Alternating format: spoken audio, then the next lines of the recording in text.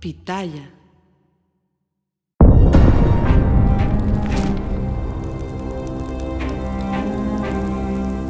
Hola, soy Anabel Hernández, periodista de investigación. Bienvenidos al 6º episodio de este podcast Narcosistema, un podcast creado para compartir contigo, sin filtros, sin censura, de manera directa, las conexiones, las complicidades entre el crimen organizado, el gobierno, los políticos y sus conexiones en todas las esferas de interés público de nuestro país.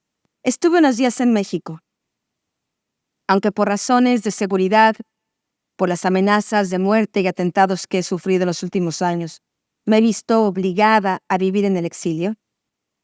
Frecuentemente voy a México para hacer algunas de las etapas de mis investigaciones periodísticas.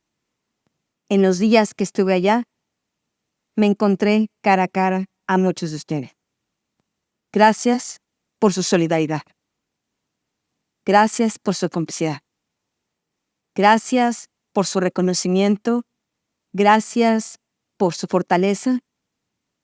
Pero sobre todo, gracias por darme aliento para continuar en este esfuerzo.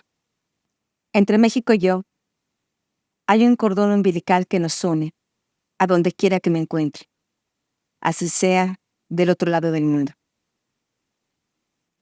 A veces México es mi madre patria, pero otras veces México es como un hijo. Y quizás sea ese tipo de amor lo que me une profundamente a esta causa, a este deber de tratar de contribuir y rescatar a ese hijo cautivo. A muchas de las personas que encontré en México, a muchos de ustedes, me han conocido desde hace décadas por mis libros de investigación.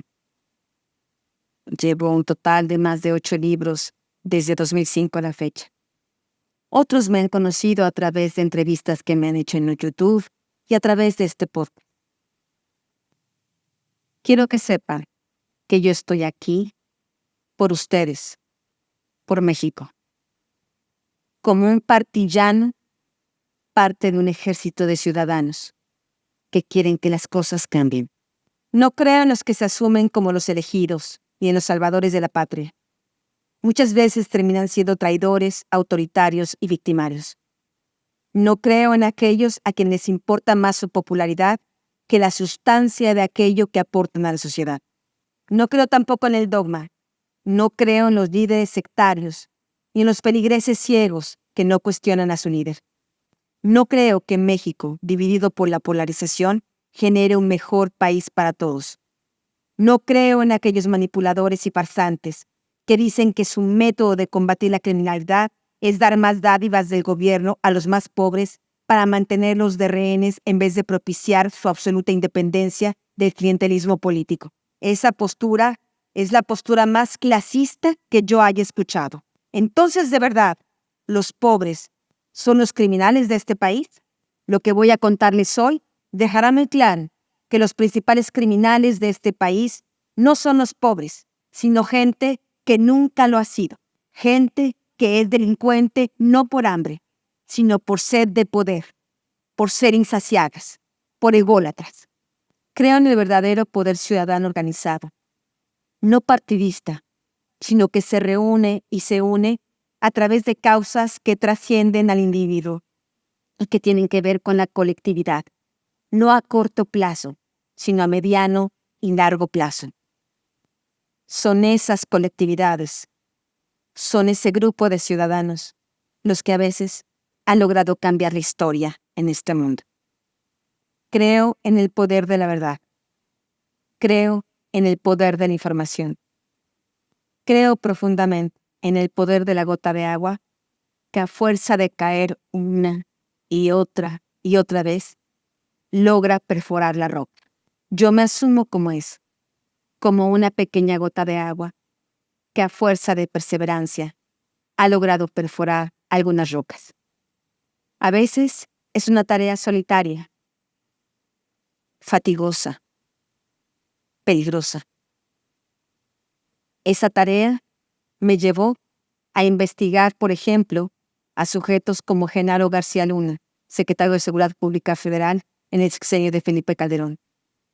Descubrí que él estaba en la nómina del Cártel de Sinaloa. Revelé su enriquecimiento ilícito.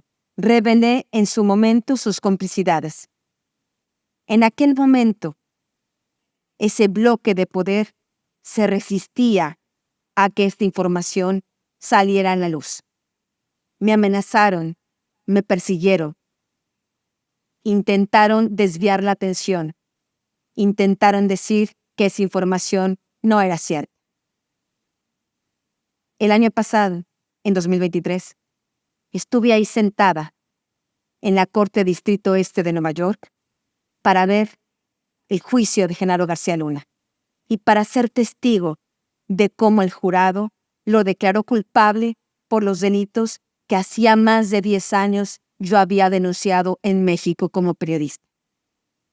Y justamente a principios del mes de octubre próximo está agendada la audiencia en la que finalmente Genaro García Luna escuchará su sentencia. Y lo que sé es que será una sentencia ejemplar para dejar huella en aquellos servidores públicos que en vez de trabajar para la sociedad, trabajan para los narcotraficantes mexicanos. Que García Luna esté en prisión era algo que nadie hubiera imaginado. Yo siempre tuve confianza en eso. Es una batalla ganada, pero apenas es un pequeño paso en todo este proceso de llamar a cuentas a todos los integrantes del narcosistema que está destruyendo México. Los invito a ser parte de este esfuerzo. Hay que hacer que el mensaje llegue. Navegar contra corriente no es fácil. Navegar contra la versión oficial, contra la propaganda de este sistema criminal, no es sencillo. Suscríbete al Narcosistema y pasa la voz.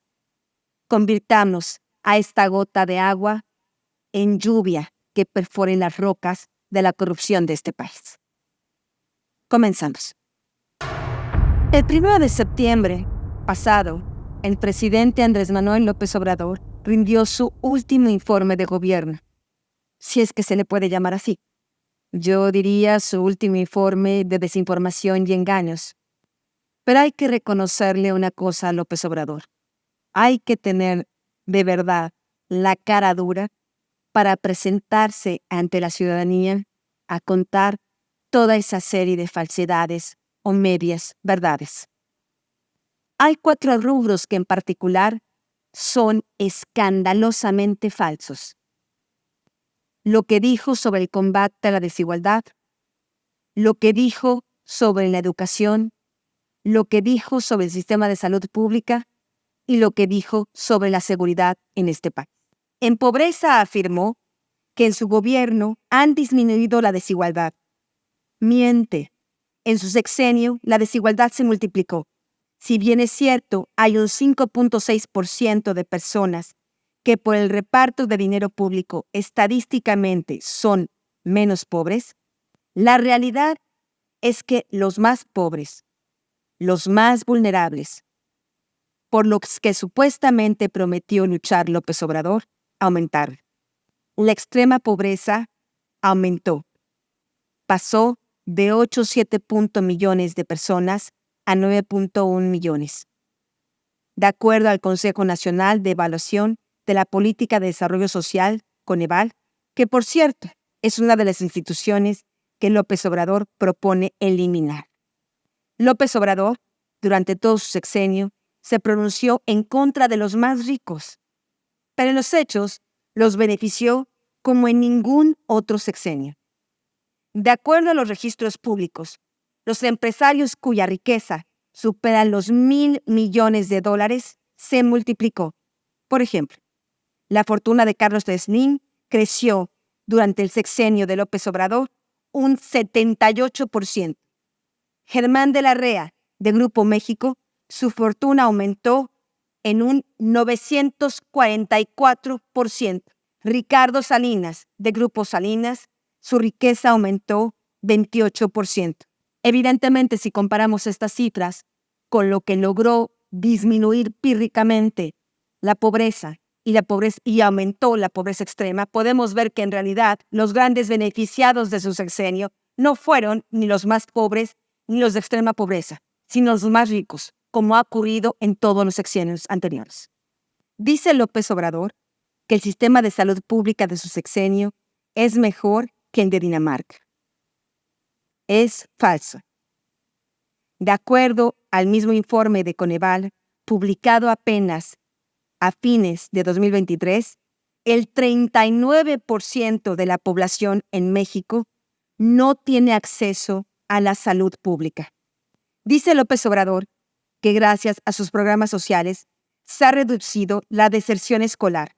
Falso. De acuerdo al último informe del Coneval, fechado apenas el 30 de agosto pasado, existe un mayor número de niños y niñas de edades correspondientes a educación inicial y media superior que, pese a tener la edad para cursar un nivel de educativo, no están inscritos en ninguna institución escolar.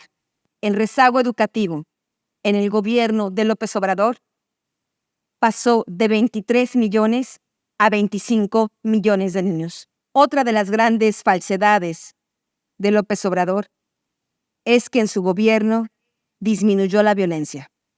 Él dice que los homicidios disminuyeron en un 18%, pero en realidad es en su sexenio cuando más personas han sido asesinadas, si lo comparamos con los homicidios ocurridos en el sexenio de Vicente Fox, en el sexenio de Felipe Calderón y en el sexenio de Enrique Peña Nieto.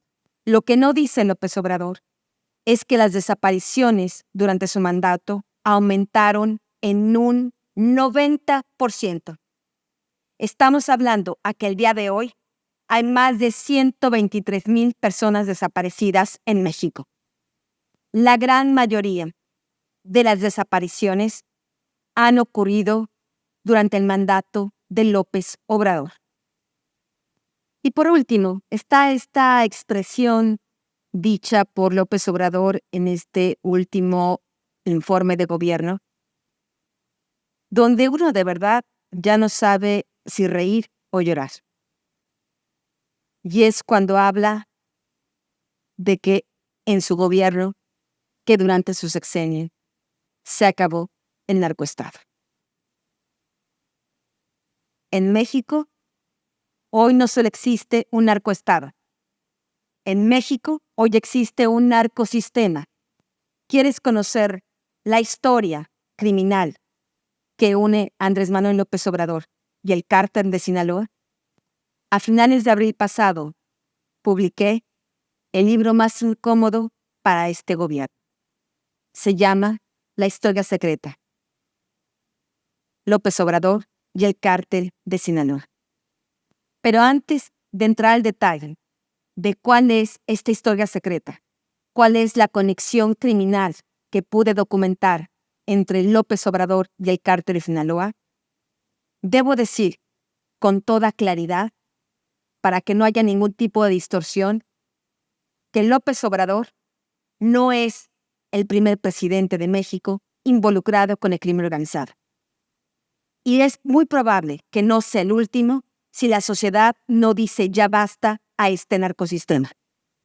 Durante los años de investigación, pude descubrir que desde el presidente Luis Echeverría Álvarez hasta Andrés Manuel López Obrador, cada uno de los mandatarios que ha gobernado México, independientemente del partido político al que pertenezcan, han tenido un vínculo con el crimen organizado. Por ejemplo, Luis Echeverría Álvarez tenía conexión con el cártel de Guadalajara a través de su cuñado Rubén Zuno Arce, que era hermano de la esposa de Luis Echeverría. Pero no solo eso, sino llegó a ser tan el vínculo, la complicidad del expresidente Luis Echeverría Álvarez con la criminalidad organizada, que en 1992 tenía viviendo en una de sus propiedades en San Jerónimo, en la Ciudad de México, a uno de los contadores de Joaquín Guzmán Loera, el Chapo Guzmán, el Güero Palma, llamado Carrillo Fuentes. Su nombre es Miguel Ángel Segoviano. Después vinieron José López Portillo y Miguel de la Madrid. Los dos asistían a las bacanales organizadas por Ernesto Fonseca Carrillo y Rafael Caro Quintero en Guadalajara, Jalisco. La presencia de José López Portillo y Miguel de la Madrid en estas fiestas me fue revelado directamente en 2021 por dos de los testigos presenciales, Ramón Lira y Jorge Godoy, quienes en aquella época eran miembros de la Policía Judicial de Jalisco. Después llegó el aparentemente inofensivo Ernesto Zedillo, ustedes lo recordarán. Él tenía vínculos con la delincuencia organizada a través de dos familiares. Uno, su padre, que tenía comunicación directa con Eduardo González Quirarte, un mafioso, un narcotraficante muy poderoso en el estado de Jalisco. Y otras conexiones eran a través de la familia de su esposa, Nilda Patricia, cuyos familiares tenían directamente contacto, estaban directamente involucrados con el cártel encabezado por los hermanos Amezcua, uno de los clanes precursores de las drogas sintéticas en México. Después se supone que llegó la era del cambio, cuando asumió el poder Vicente Fox. Recordarán que en el episodio pasado les conté cómo directamente un oficial del gobierno de Estados Unidos me reveló en el 2006 que Vicente Fox había recibido un millonario soborno en dólares para permitir la fuga de Joaquín Guzmán Loera del penal de Puente Grande en 2001.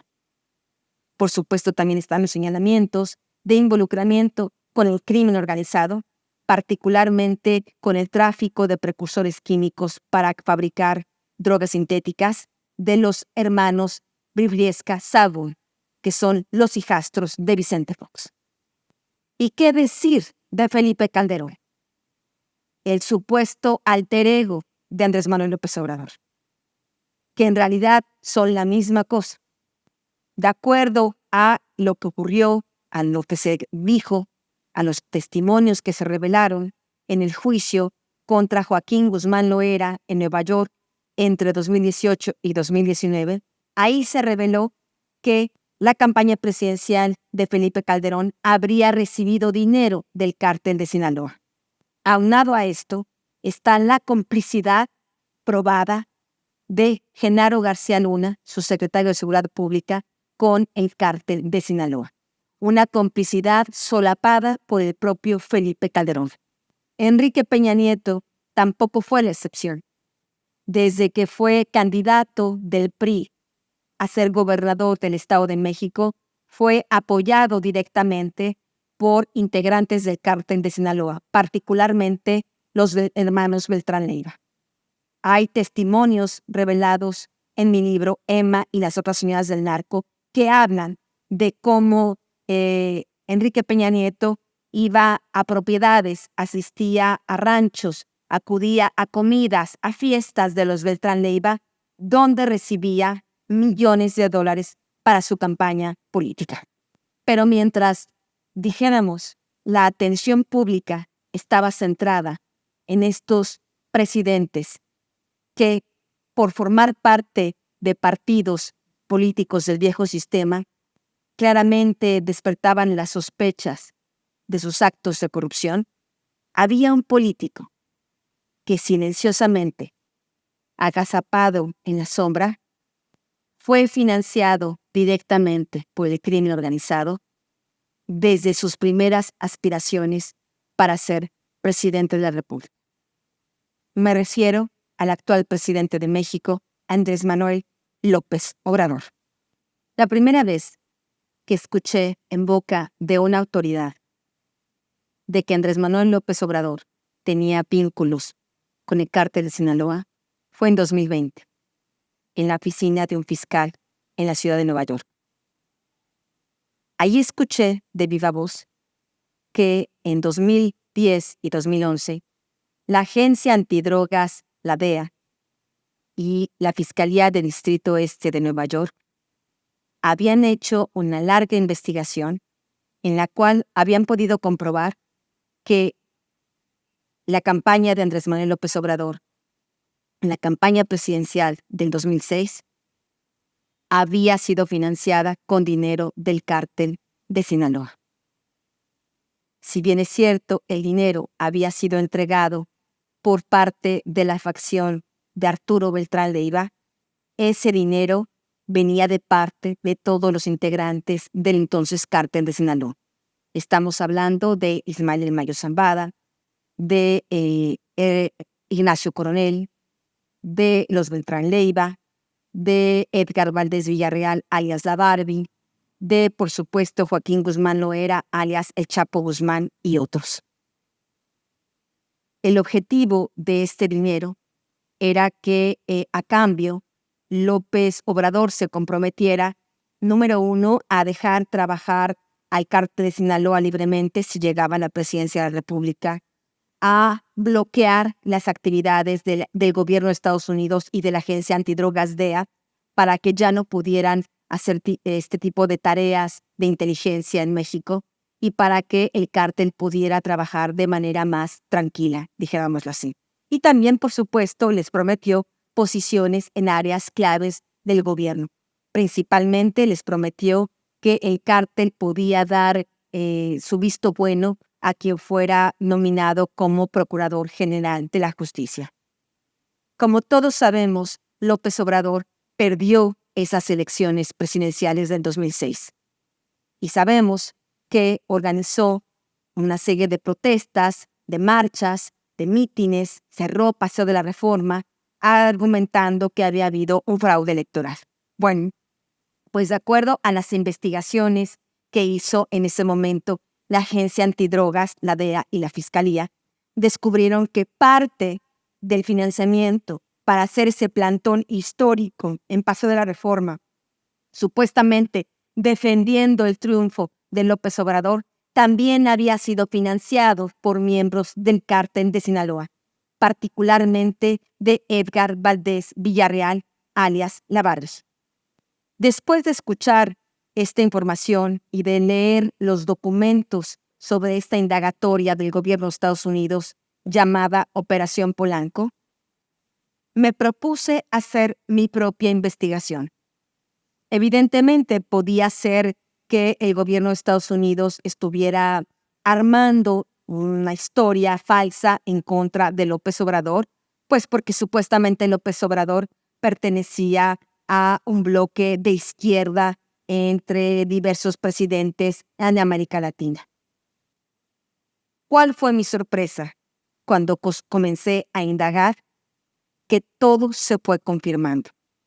Y no solo eso, tuve acceso a nuevos testimonios que me revelaron directamente que también la campaña presidencial de López Obrador en el 2012 y en el 2018 fue financiada por el Cártel de Sinaloa. En mi libro La Historia Secreta, para aquellos que no lo conozcan, están todos los pormenores de esta investigación, están los nombres de todos los testigos, están los documentos, están las fechas, están los detalles de toda esta operación, de todo este contubernio entre López Obrador y el Cártel de Sinaloa.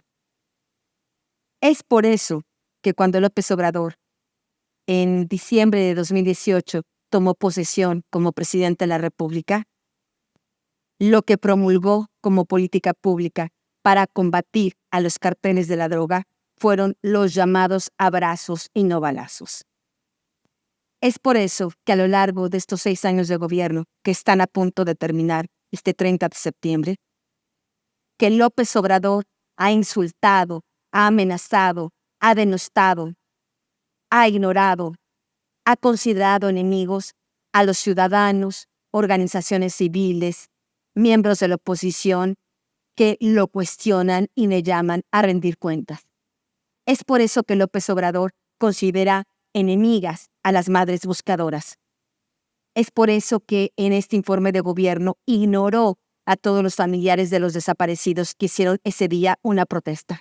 Es por eso que ignoró a los estudiantes de la Escuela de Derecho que ese día, el 1 de septiembre, protestaron contra esta infame reforma judicial que pretende dejar todo el poder de la justicia en manos de los cómplices del narco y del narco. Es por eso que López Obrador nunca, ni siquiera en su informe de gobierno, ha considerado como enemigos de México a los narcotraficantes.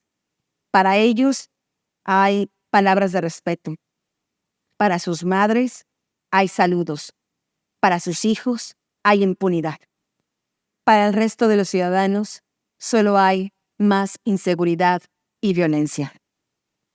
Si bien es cierto, todos los presidentes que han gobernado México en los últimos 54 años han tenido vínculos con la delincuencia organizada, también es cierto que solo uno de ellos usó esos vínculos para llegar al poder, sino que lo usó a lo largo de sus 3 campañas presidenciales.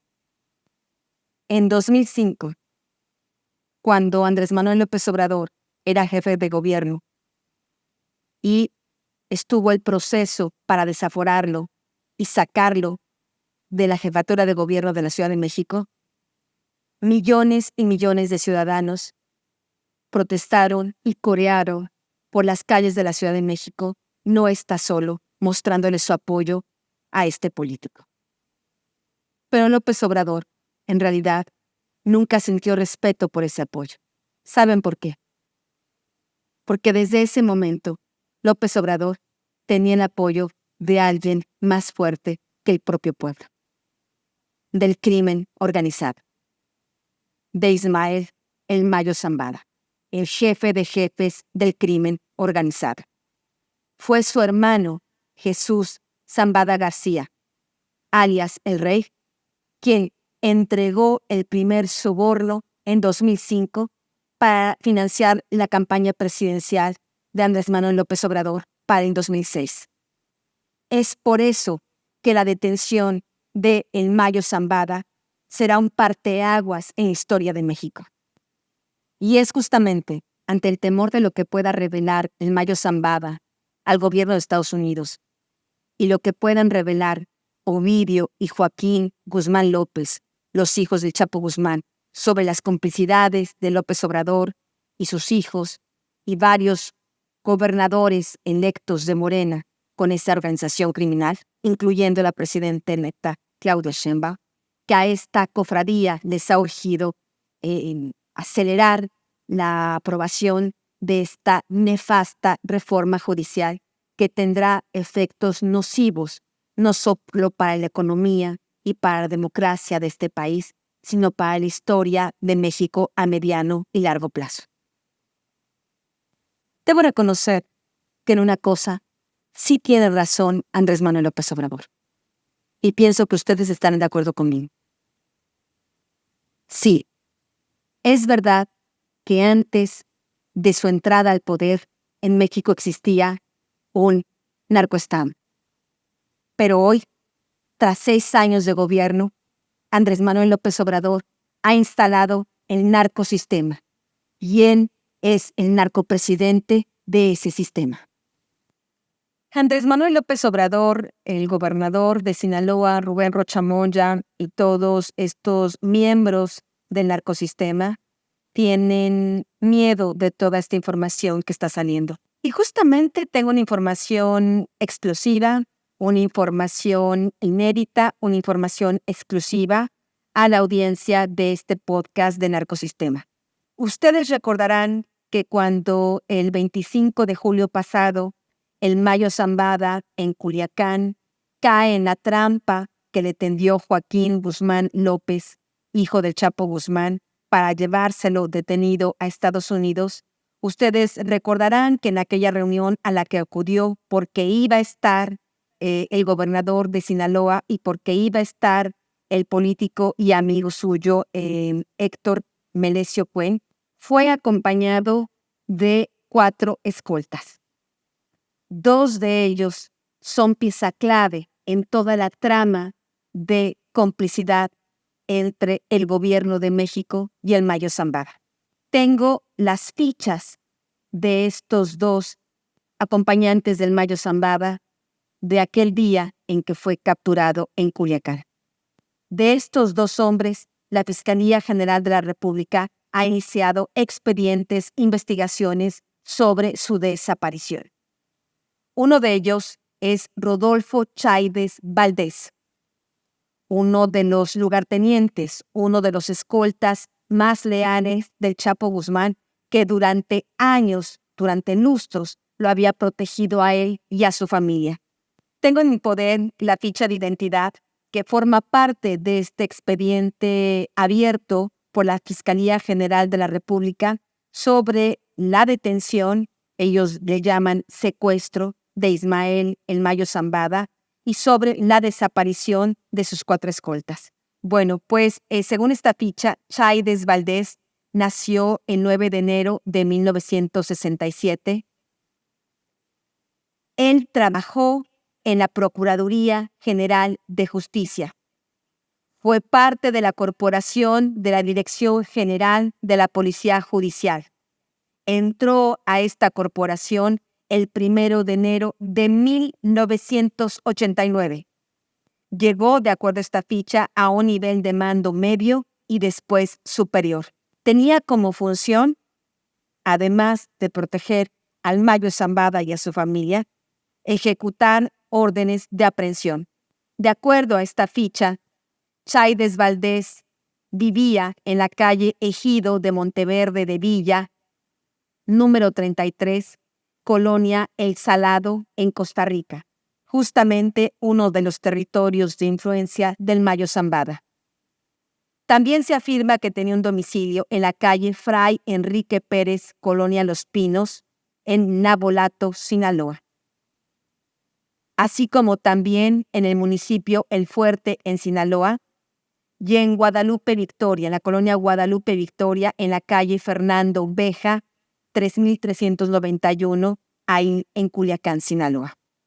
Estamos hablando que, de acuerdo a esta ficha, Chaides, en el momento en que fue desaparecido, cuando Ismael El Mayo Zambada es tomado preso por Joaquín Guzmán López y llevado a Estados Unidos, de acuerdo a esta ficha, Chaides ya no estaba activo en la Procuraduría General de la República, en la Fiscalía General de la República, pero estamos hablando que este documento deja muy claramente que durante muchos años, estamos hablando de la década de los 80, Chaides jugaba este doble papel, que de ser policía, investigador, mando de la Policía Judicial y al mismo tiempo protector de El Mayo Zambada y de su familia. Esto nos habla cómo efectivamente estas conexiones entre en la política, entre el gobierno y el cártel de Sinaloa han estado ahí impunes durante mucho tiempo.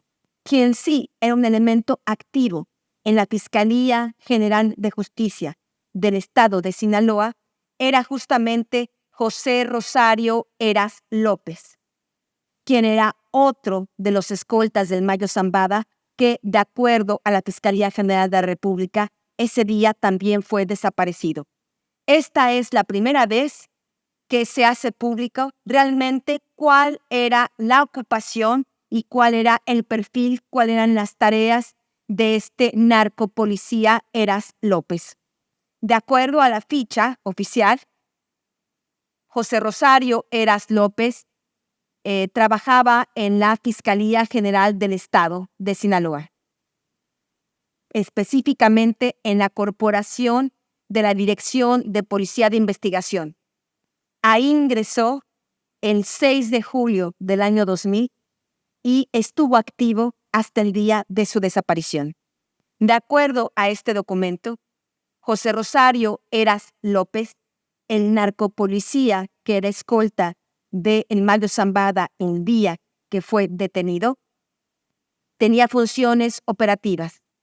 Su área de adscripción era la Comisaría General de Policía de Investigación en el municipio de Culiacán y estaba activo como funcionario público del gobierno de Rubén Rocha Moya el día en que fue desaparecido y que El Mayo Zambada cayó en esta trampa de los Chapitos y fue llevado a la fuerza a Estados Unidos. De acuerdo a esta ficha, Heras López nació el 9 de septiembre de 1979. Heras López tenía al menos 5 domicilios registrados en el estado de Sinaloa. Uno en calle Río Fuerte sin número, fraccionamiento Telería. otro en Escuinapa, Hidalgo, en el estado de Sinaloa. Uno más en la colonia Scali, en el municipio de Culiacán, Sinaloa. Otro en la colonia Bellavista, también del municipio de Culiacán. Y uno más en la colonia Fraccionamiento Villa del Prado. Tengo en mi poder algunos de los oficios que apenas el 29 de agosto pasado fueron emitidos como parte de esta investigación que está haciendo la Fiscalía General de la República sobre la detención del Mayo Zambada y sobre el asesinato de Héctor Melesio Cuen y la desaparición de estos escoltas del Mayo Zambada. Tengo incluso el nombre del agente del Ministerio Público Federal que está como responsable de estas investigaciones. Evidentemente, por cuestiones de seguridad para este funcionario público, no voy a mencionar su nombre, solo quiero que sepan que tengo el oficio incluso firmado por el funcionario responsable de esta indagatoria. Y de acuerdo a este oficio, hay 5 puntos fundamentales de estos oficios para tratar de esclarecer qué fue lo que pasó con estos escoltas del Mayo desaparecidos. En estos oficios se está instruyendo realizar la búsqueda y localización tanto de Heras López como de Chaides. Se está indagando incluso la inspección, los cateos en estos domicilios que ya señalé. Justamente se realizaron o se van a realizar cateos en estos domicilios para obtener diferentes pruebas que puedan esclarecer estos delitos, estos hechos. Será interesante porque evidentemente estamos hablando de 2 escoltas importantes para el Mayo Zambada. Imaginemos la información que podría encontrarse en sus domicilios, estos que he señalado. Se está ordenando la inspección, así como el resguardo de evidencias, huellas o cualquier otro objeto relacionado con los hechos o el lugar del hallazgo, observando los protocolos para su preservación. En otro punto, se está ordenando investigar nombre y domicilio de testigos o personas que conozcan los hechos en los cuales estos 2 escoltas del Mayo Zambada desaparecieron o gente que pueda aportar elementos o datos de prueba para la investigación. En otro de los puntos, la Fiscalía General de la República está ordenando investigar sobre la existencia de cámaras de seguridad públicas o privadas localizadas en el lugar de los hechos o en el domicilio de la víctima, así como de las inmediaciones de estos, ya sea en calles, carreteras o accesos peatonales. La Fiscalía General de la República también está ordenando investigar si tanto Heras López como Chaides contaban con instrumentos o herramientas personales de comunicación, ya sea teléfonos, radios, cualquier tipo de método de medio de investigación. Y se está pidiendo que las autoridades en esta investigación proporcionen los números de teléfonos. Estamos hablando de que sabemos que a través de estos métodos de investigación, cuando las investigaciones se hacen correctamente, si se pudieran tener los números telefónicos, podría todavía rastrearse parte de los mensajes, parte de la información, parte de la geolocalización de estos aparatos telefónicos que podrían dar más certeza de cuál habría sido el destino final de estos 2 sicarios, de estos 2 guardaespaldas del Mayo Zambada. Y por último, se está solicitando que tanto de Chaides como de Heras López se haga una consulta en el Registro Nacional de Detenciones para investigar si existía algún tipo de registro de detención de estos 2 personajes, de estos 2 escoltas del Mayo Zambada.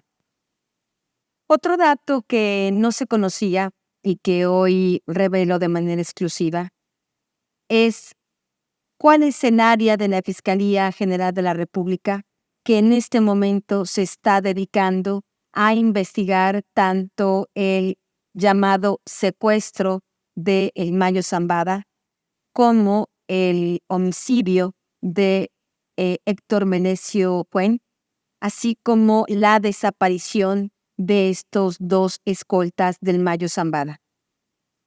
y es justamente la Fiscalía Especial de Investigación y Litigación de Casos Complejos.